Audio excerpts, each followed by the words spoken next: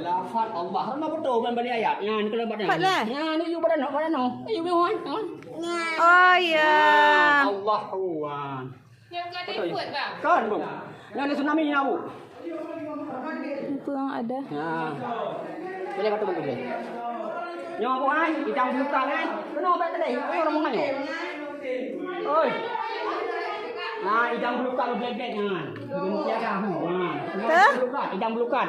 Yang dah? Nah, nah. Ini kalau ni kuy. Oh ya. Lalu oleh abang hati-hati. Idang.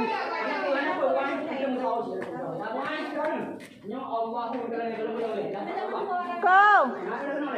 Bukat. Kena ni pedik dah.